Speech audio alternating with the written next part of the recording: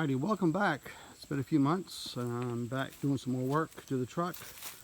I went ahead and put the new master cylinder on right there. I'm getting ready to add fluid and try to bleed it. Got a couple other things I'm doing. One is that once I get some water in this tank, I don't want this, and I'm moving it, I don't want this tank to be sliding around. So I made this. I'm going to make 3 more, bolt it down so that this tank doesn't slide around. I was just measuring, making sure I got the radius right. And I'm also, when I'm filling the tank, I'm going to fill it from the top. So I was measuring this pipe here so I can hook the pump to the bottom of this and then just hook this over and fill it from the top, and that way I'm not having to use that floppy discharge pipe from the pump and then hang it over and then have it pinching and all that. So I'll have a quick connect down there. That way the hose will be much straighter and it'll go up and then fill into the tank.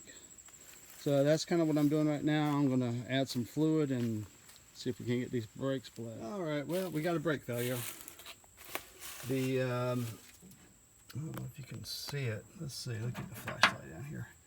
I tried bleeding, going back to the back corner, and fluid will not get back to the back corner. And if you look right there, there's fluid. So that's a line, one of those rubber lines, and I bet it's collapsed because the brake pedal got real hard once I bled it out, and there's no fluid going to any of the cylinders. So it's got to be that that line right there has collapsed. So now I've got to take that off and replace that. And I'm sure I'll have to replace other lines, but that's it's a start.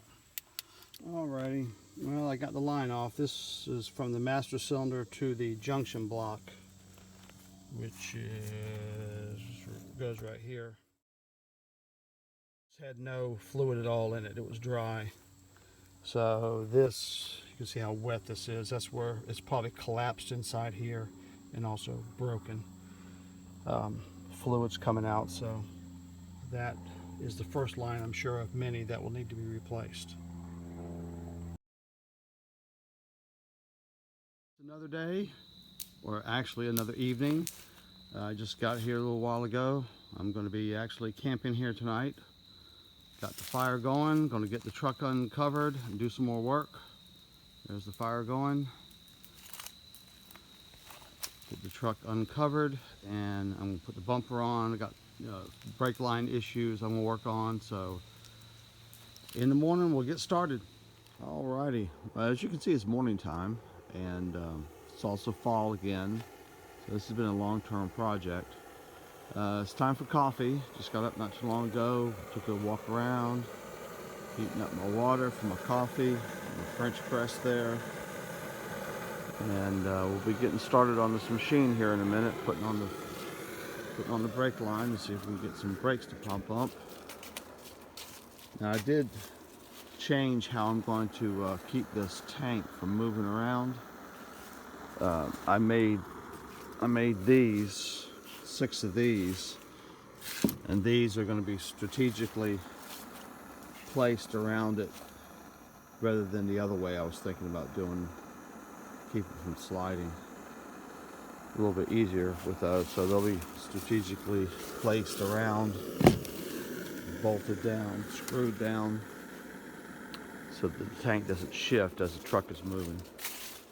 Alrighty, breakfast is done, stuff put away, ready to get started.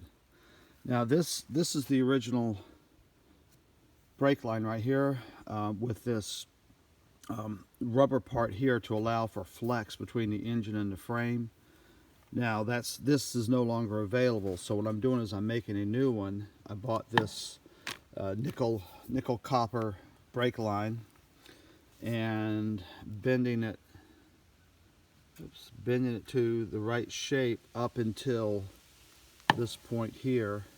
Now what I'm going to do, instead of doing this, is to do a loop, a big loop, so that it allows for flex, and then of course bend it up, and this is what goes up to the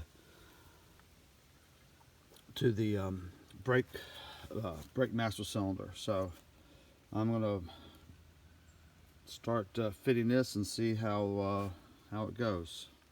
All right, so I kind of have the initial shape. There's the loop. So I have the initial shape of how I'm going to do it. I still have some more bending to do, but now I have to cut it, and then I'll once I get it to the shape I want, I'll use the double flaring tool, because you have to use double flares, which I've already done it on this one. I've already done the double flare on that one, and then I'll double flare this one, and then we'll go from there. All right, so I got the length pretty much where I want it. I still have some more bending to do, but it's now time to do the double flare. So I've got everything set up, ready to go. Obviously, you don't want to forget this. That would be not good. So I'm ready to double flare it, and then do some more bending and put it on for good. All right, well, I have the line in now. Let's see if we can see it. So I've got a loop in here to keep the flex, allow it to flex between the cab and the frame. Everything's all tightened down. So I'm going to put brake fluid in it now and start trying to bleed it, see if we can get some brakes. All right, here I am on the furthest most wheel cylinder. You see I've got fluid coming here, so you always start at the furthest most point when you're bleeding. This isn't going to be the greatest bleed job, because normally you want to shut this valve off when you let go of the brake pedal. It usually takes two people, but this is just to get the air bled out of the system. And then I'm going to do the other ones and see if we can get a little bit of good pressure, of good pedal. All right, so I'm at a stopping point. The fluid is getting to the beginning of the soft lines. They go to the wheels, but they're not getting through. So the back is bleeding, but the front is not. So it's going to be time for new soft lines and probably wheel cylinders. But I'm going to start with just the soft lines and see what happens. So I'm kind of at a stopping point for right now, and I'll see you on the next video. Thanks for watching.